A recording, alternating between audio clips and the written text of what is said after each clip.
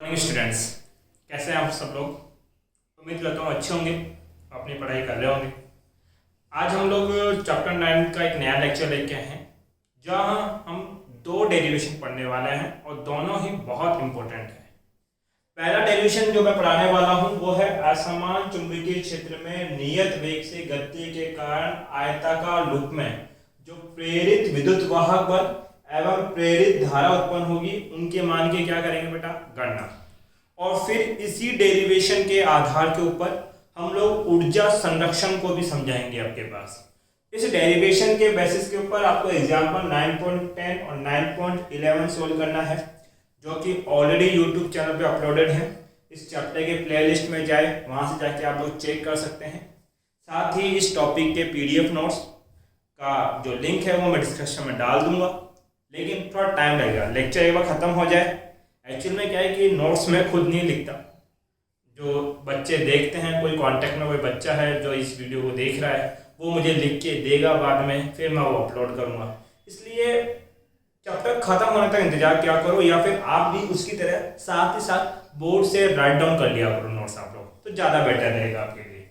ध्यान दो, क्या बोला है, असमान चुंबकीय क्षेत्र। जैसा मेरा डेरिवेशन कह रहा है मैं वैसा वैसा काम करूंगा। मेरा डेरिवेशन कहता है कि एक असमान चुंबकीय क्षेत्र बनाओ, तो मैंने दो चुंबकीय क्षेत्र बना दिए, एक को बोल दिया B1 और दूसरे को बोल दिया B2। असमान दिखे इसलिए मैंने एक को ब्लैक से बना दिया, दूसरे को रेड मार्कर से बना दिया। ठीक है, अब ये जो चुंबकीय क्षेत्र की बल रेखाएं हैं वो इस बोर्ड से बाहर की ओर निकल रही है। जब इससे बाहर की ओर बल रेखाएं निकलेगी तो ये चुंबकीय क्षेत्र बाहर निकल रहा है। कहाँ निकल रहा है बेटा, बाहर आपके पास। असमान है, इतने से हिस्से के अंदर कुछ B1 मान का चुंबकीय क्षेत्र है और इतने हिस्से के अंदर B2 मान का चुंबकीय क्षेत्र है। मैं कौन रखी है बेटा, एक आयताकार लूप रखा गया है, तो मैं ये एक आयताकार लूप रख लेता हूं इस प्रकार से। ये मेरा आयताकार लूप है। लूप का नामकरण कर दूं A, B, C और D। ठीक है, वो इस आयताकार लूप इस क्षेत्र में नियत वेग से क्या कर रहा है, गति कर रहा है। मान लेते हैं ये इस दिशा में v वेग से गति कर रहा है आपके पास। ठीक है, तो उसमें कितना प्रेरित विद्युत वाहक बल उत्पन्न होगा। आपको पता है कि जहां पर विद्युत बल रेखाएं कटती है वहां पर प्रेरित विद्युत वाहक बल उत्पन्न होता है। तो इस बात को कुछ इस तरीके से समझना कि मान लीजिए ये मेरी जो कॉपी है ये आयताकार लूप है और चुंबकीय बल रेखाएं ऐसे बाहर की ओर निकल रही है। जब ये कॉपी इस प्रकार से इसमें चलेगी तो इन बल रेखाओं को काटेगी, जिसकी वजह से इस कॉपी के सिरों के ऊपर आपके पास प्रेरित विद्युत वाहक बल उत्पन्न होगा। एक चीज बताओ, ये कॉपी प्रारंभ में यहां थी, फिर मान लो वो v वेग से यहां चली, जब चलेगी तो दोनों जो दूरियां चलेंगे वो समान ही चलेंगे। तो मेरे कहने का मतलब है कि जितना हिस्सा ये रेखा आगे खिसकेगी उतना ही ये भी आगे खिसकेगी। मान लो वो खिसकने में कितना समय लगा, डेल्टा टी। डेल्टा टी समय बाद ये वाला हिस्सा यहां आ गया, जिसको बोल रहा हूं A dash and B dash. तो जितना ये आगे खिसका उतना ही ये भी खिसकेगा, क्योंकि दोनों आपके पास समान वेग से चल रही है। तो ये हिस्सा यहां चला गया, C डैश और D डैश। इसको भी कितना टाइम लगा, डेल्टा टी। आपने ये तो पढ़ा ही है कि सर वेग बराबर क्या होता है, दूरी बट्टे में समय। तो दूरी बराबर क्या हो जाएगा, वेग गुना समय। तो मुझे ये दूरी ज्ञात करनी है कि ये कितना दूरी चला। उस दूरी को मैं लिख रहा हूं डेल एक्स। डेल एक्स क्या होगा सर, वेग गुना समय। वेग कितना माना हमने, v, और समय कितना ले रहा है, डेल्टा टी। तो ये भी कितना लेगा बेटा आपके पास, डेल एक्स इक्वल टू होगा v डेल्टा टी। एक चीज बताओ, जितना क्षेत्रफल ये काटेगा, भाई यही तो क्षेत्रफल आगे किसका, ये उतना ही क्षेत्रफल ये भी किसकेगा। और इस आयताकार लूप की लंबाई मैंने कितनी मान ली बेटा, L आपके पास है। तो क्या कितना क्षेत्रफल किसका, या कितने क्षेत्रफल चुंबकीय क्षेत्र को इसने काटा, क्या वो क्षेत्रफल मैं ज्ञात कर सकता हूं क्या, यस। तो मैंने बोला आयताकार लूप द्वारा काटा गया क्षेत्रफल, बताओ इस क्षेत्रफल की आकृति कैसी है। ये भी खुद अपने आप में एक आयत है। तो आयत का क्षेत्रफल क्या होता है, लंबाई गुणा चौड़ाई। लंबाई कितनी, l, वो क्षेत्रफल लिख रहा हूं डेल a, वो होगा l, और चौड़ाई कितनी, डेल x। तो डेल a बराबर कितना हो जाएगा, l एज इट इज, और डेल x को क्या लिख सकते हैं बेटा, v डेल्टा t। अब कई बच्चों के दिमाग में प्रश्न ये आ रहा होगा, सर ये आप डेल a या डेल्टा t क्यों ले रहे हैं। एक्चुअली में ये ऐसी राशियां हैं जो थोड़े समय बाद बदल जाएगी आपके पास। क्यों, मान लीजिए ये सारी कहानी मैंने मानी 5 सेकंड तक थी, जब छठा सेकंड होगा तो ये सिरा कुछ आगे खिसक जाएगा, यहां आ जाएगा, तो क्षेत्रफल अब बढ़ जाएगा। फिर 7 सेकंड बाद यहां खिसकेगा, इतना क्षेत्रफल काट चुका होगा। तो क्षेत्रफल समय के साथ बार बार बदल रहा है, इसकी वजह से बोल रहे हैं कि आपके पास ये परिवर्तनशील क्षेत्रफल है। इसको लिए मैं इसको डेल है, और ये परिवर्तनशील समय है, इसलिए मैं इसको किससे रिप्रेजेंट कर रहा हूं बेटा, डेल टी से रिप्रेजेंट कर रहा हूं। एक चीज बताओ कि ये जो ए बी सिरा है ये इस चुंबकीय क्षेत्र को छोड़कर कहां निकल रहा है, बाहर, जबकि जो सी डी सिरा है ये B2 चुंबकीय क्षेत्र में कहां जा रहा है बेटा, अंदर। देखो B1 तो इतना ही है, कुछ समय बाद ये इसको छोड़ के बाहर चला जाएगा, पहले ये इसके पीछे रहा होगा, और जैसे जैसे जैसे समय व्यतीत होता जाएगा ये इसके अंदर जाता जाएगा। अब आपको पता है कि चुंबकीय क्षेत्र को अगर आप छोड़ के जाते हो तो फ्लक्स के मान में क्या आती है, कमी। तो यही बात लिखेंगे हम लोग, ए बी सिरा B1 चुंबकीय क्षेत्र को छोड़कर जा रहा है, अतः इसके फ्लक्स के मान में कमी। वो फ्लक्स हमने कितना लिख दिया बेटा, φ1। अब आपने पढ़ा है फ्लक्स क्या होता है, φ होता है bn। तो यहां का चुंबकीय क्षेत्र कितना है, B1, और यहां का क्षेत्रफल हम निकाल चुके हैं भाई, इसका क्षेत्रफल और इसका क्षेत्रफल समान रहेगा, और वो क्षेत्रफल कितना है बेटा, डेल a। इसको आगे लिखना चाहूं मैं तो ये हो जाएगा B1, डेल a को क्या लिख देंगे बेटा, L V of del T. पहला काम हो गया।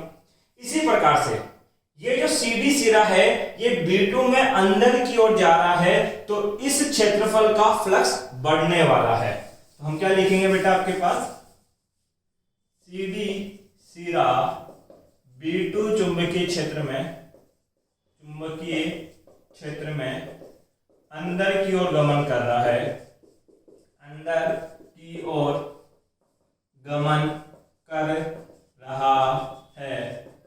अतः फ्लक्स में वृद्धि को क्या लिख रहे हैं, φ2 बराबर कितना होगा, B2 डेल्टा A। ठीक है, B2 तो as it is, delta A हम पहले ही निकाल चुके हैं, कितना होता है बेटा, LV डेल्टा T। अब देखो इस क्षेत्र के फ्लक्स के मान में तो क्या आई, कमी, क्योंकि ये वाला जो क्षेत्रफल है इस चुंबकीय क्षेत्र को छोड़कर बाहर जा रहा है। इस क्षेत्र के फ्लक्स के मान में क्या होगी, वृद्धि, क्योंकि ये इस चुंबकीय क्षेत्र के अंदर जा रहा है। तो इसमें कमी, इसमें वृद्धि, अर्थात फ्लक्स के मान में क्या हो रहा है, परिवर्तन। तो आप क्या लिखेंगे, परिणामी फ्लक्स के मान में परिवर्तन। फ्लक्स के मान में परिवर्तन, कितना परिवर्तन हुआ, वो परिवर्तन होगा डेल फाई, और डेल फाई क्या होगा बेटा, φ2 माइनस φ1। ज्यादा में से कम वाले को घटा देंगे तो कितने का परिवर्तन हुआ वो हमें पता लग जाएगा। φ2 हम निकाल चुके हैं, कितना होता है, B2L V of delta T, minus φ1 भी हम लोग निकाल चुके हैं, कितना होता है बेटा, B1L V of delta T। अब यहां देखो L V of delta T, दोनों में क्या है कॉमन, क्या बच जाएगा, B2 माइनस ऑफ B1। ये क्या है बेटा, डेल फाई आपके पास आया। ठीक है, हम जानते हैं, आपने फैराडे का नियम पढ़ा। फैराडे का नियम क्या कहता है कि जो विद्युत वाहक बल या ईएमएफ होगा वो होगा -k d∅/dt। ये तो तब है जब परिवर्तन बहुत छोटा हो। अगर परिवर्तन थोड़ा सा बड़ा हो तो इसको लिखते हैं बेटा -k∇φ/dt। ठीक है, बहुत सूक्ष्म होगा तो इसको अवकलन रूप में लिखा जाएगा, अदरवाइज सामान्य परिवर्तन में लिखेंगे। तो अभी मेरे लिए सूत्र कौन सा लाभदायक है कि ईएमएफ बराबर कितना होता है -k∇φ/dt। तो मैं लिखूंगा आपके पास क्या, ईएमएफ बराबर -k∇φ/dt। इसको मिटा देता हूं। ∇φ का मान पहले निकाल चुका हूं, कितना होता है LV∆T B2 -B1 बट्टे में क्या ∆T से ∆T कट गया। ईएमएफ बराबर, ये जो माइनस साइन है इसको अंदर गुणा कर दो। जब अंदर गुणा करेंगे तो ये कितना होगा बेटा LV, ये माइनस इस माइनस से गुणा होगा तो ये तो हो जाएगा प्लस, माइनस में क्या V2, माइनस अंदर गुणा करने की वजह से अंदर वालों के चिन्ह बदल गए हैं। तो ईएमएफ बराबर कितना हो जाएगा बेटा LV B1 B2। मुझे एक लाइन और लिखनी है, मैं एक बार हेडिंग मिटा देता हूं। कहां गया मेरा कपड़ा क्या है सर, पोछा है आपका है, क्या करें बेटा, घर में जो मिल जाए सब सही है। अब देखो, माना आयताकार कुंडली का प्रतिरोध, आयताकार कुंडली का प्रतिरोध R ओम हो तो कुंडली में प्रवाहित धारा, ध्यान देना इधर। तो हमने बोला कि कुंडली में प्रवाहित धारा, प्रेरित धारा होगी, वो होगा विद्युत वाहक बल बट्टा प्रतिरोध। विद्युत वाहक बल का मान हम पहले ही निकाल चुके हैं, कितना होता है बेटा इस पास LV B1 B2 बट्टे में क्या R। अगर भाई किसी को ये फॉर्मूला नहीं पता तो जाके ओम का नियम पढ़ो, वहां पे हमने लिखा है कि I बराबर होता है विद्युत वाहक बल बट्टा प्रतिरोध या विभव बट्टा प्रतिरोध। तो प्रेरित धारा का मान कितना हो गया LV B1 B2 बट्टा R। इस चीज को याद रखना क्योंकि इसके जस्ट बाद में जो अभी मैं डेरिवेशन कराने वाला हूं उसमें ये फॉर्मूला काम में आएगा। तो अगर आपसे पूछा जाए कि एक असमान चुंबकीय क्षेत्र है B1 और B2, उसमें एक आयताकार कुंडली रखी है जिसकी लंबाई कितनी है L, वो आयताकार कुंडली इस असमान चुंबकीय क्षेत्र में क्या कर रही है, गति कर रही है। जब इस असमान चुंबकीय क्षेत्र में गति करेगी तो इसके सिरों के ऊपर विद्युत वाहक बल उत्पन्न होगा, उसका मान कितना होगा LV B1 B2, और उसमें प्रेरित धारा का मान कितना होगा LV B1 B2 बट्टे में क्या बेटा R आपके पास होगा। अब प्रेरित धारा की हमें क्या ज्ञात करनी है बेटा, दिशा। और प्रेरित धारा की दिशा ज्ञात करने के लिए हम फ्लेमिंग के राइट हैंड दाएं हाथ का नियम काम में लेते हैं। दाएं हाथ का नियम क्या कहता है FBI, ठीक है। तो ये तो वेग होता है जिस दिशा में जा रहा है वेग, ये चुंबकीय क्षेत्र और ये धारा। देखो इस सिरे की बात करो तो आपके पास वेग किधर है, इधर वेग ऐसे बनाऊंगा, इधर किधर जा रहा है, ये अंगूठा वेग को दर्शा रहा है, चुंबकीय क्षेत्र बाहर की ओर आपकी ओर। तो बताओ ये जो मध्यमा है ये किधर दर्शा रही है, नीचे। तो मैं ज्यादा तो नहीं मुड़ सकता, ये ऐसे ही बनेगा मेरा हाथ। तो ध्यान से समझो, ये कुछ इस तरीके से है, ये चुंबकीय क्षेत्र किधर है, बाहर की ओर, वेग इधर जा रहा है। तो आपके पास जो प्रेरित धारा वो किधर बहेगी बेटा, नीचे। तो यहाँ पर प्रेरित धारा की दिशा कुछ इस प्रकार से होने वाली है आपके पास। तो ये प्रेरित धारा की क्या बनी बेटा, दिशा। अभी इस प्रेरित धारा की दिशा को याद रखना क्योंकि अगली डेरिवेशन इसी के बेसिस पे होने वाली है बेटा। इसका एक बार स्क्रीनशॉट ले लो फटाफट से।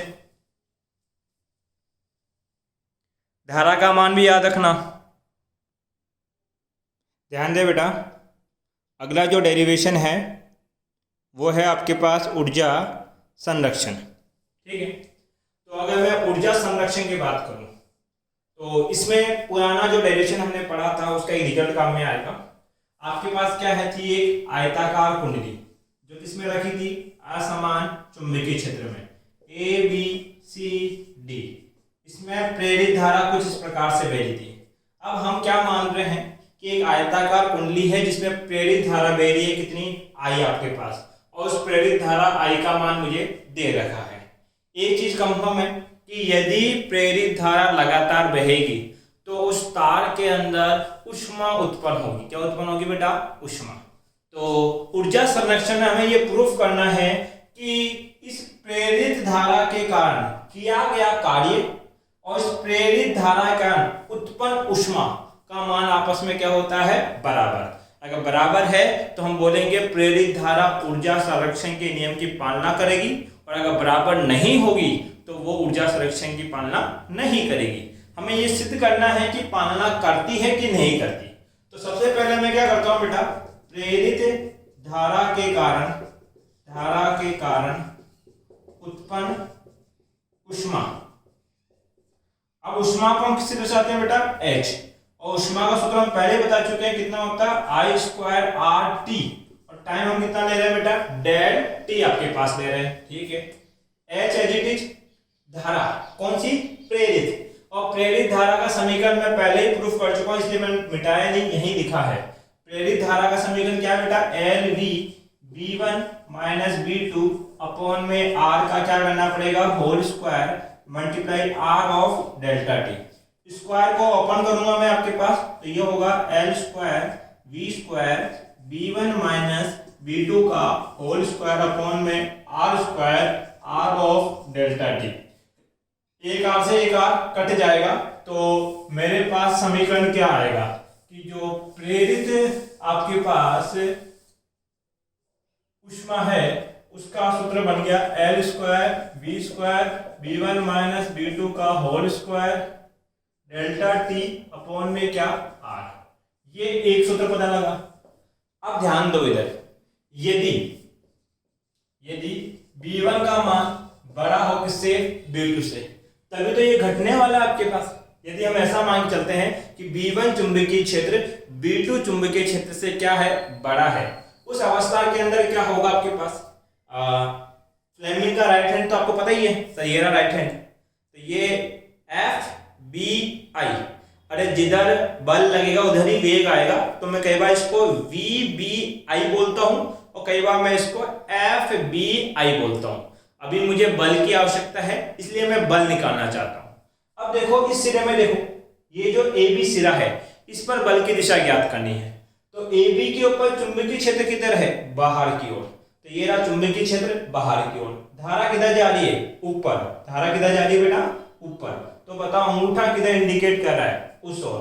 तो इसके ऊपर क्या लगेगा? एक चुंबकीय बल लगेगा। अब इस चुंबकीय बल का मान कहां से निकालेंगे? पाठ संख्या 7 के अंदर हमने एक छोटा सा डेरिवेशन किया था कि एक समान चुंबकीय क्षेत्र है B, उसके अंदर एक चालक छड़ रखी है जिसमें I धारा प्रवाहित हो रही है और इसकी लंबाई कितनी है? RL, और ये कितने एंगल पे रखी है बेटा? थीटा कोण पे रखी है। तो इस पे जो चुंबकीय बल का मान आया था वो था ILB sin थीटा। यदि थीटा कितना हो जाए?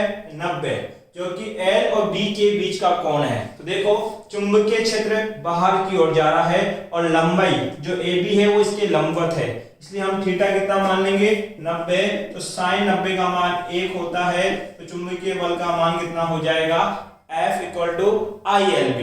तो ये जो AB भुजा है इस पे चुंबकीय बल लगेगा। तो AB भुजा पर चुंबकीय बल कितना होगा?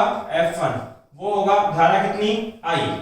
इसकी लंबाई कितनी मानते हैं बेटा? L। तो ये भी कितना लंबा होता है? L। इसमें भी धारा क्या रहती है? I।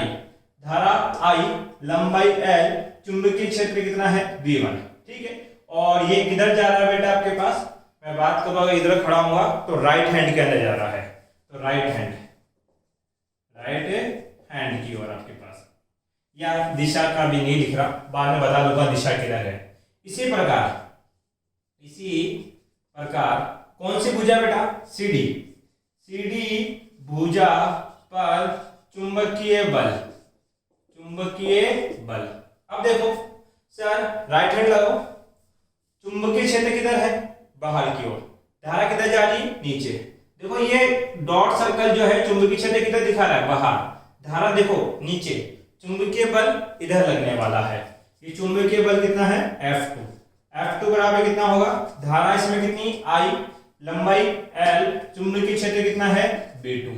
ठीक है, तो एक चुंबकीय बल है F1, दूसरा चुंबकीय बल कितना है बेटा F2, परंतु आपने क्या लिखा, B1 बड़ा है किससे, B2 से, तो IL तो इसमें भी है और IL इसमें भी है, तो जिसका चुंबकीय क्षेत्र ज्यादा उसका चुंबकीय बल क्या होगा, बड़ा, परंतु F1 बड़ा होगा किससे, F2 से।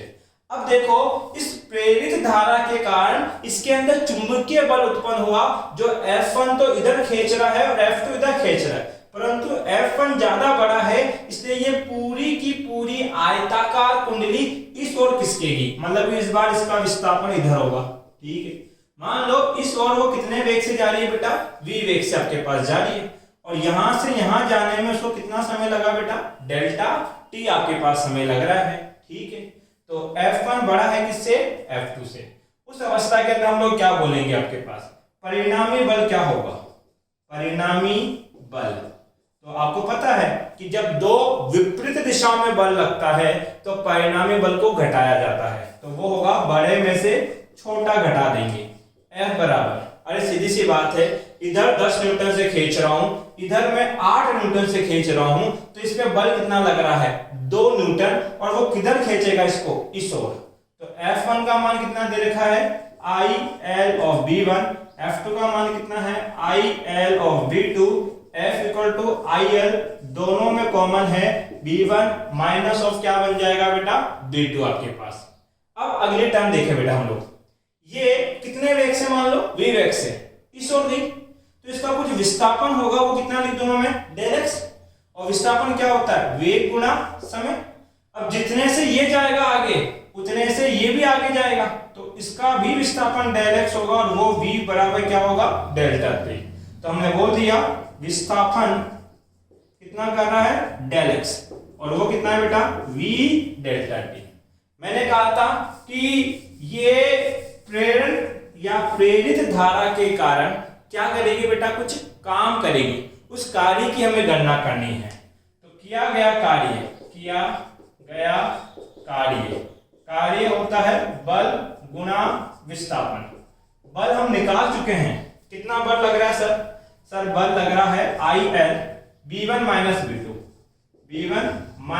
B2, और विस्थापन कितना है, डेल x, जिसका मान कितना है बेटा, v डेल्टा t। कार्य एज इट इज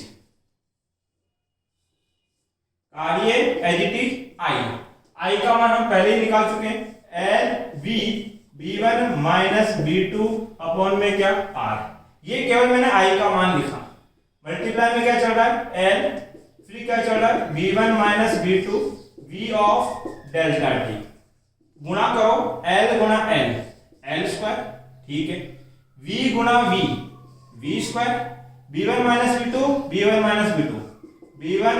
B2 का होल स्क्वायर, गुणा में डेल्टा t बट्टे में क्या R। ध्यान दो, किया गया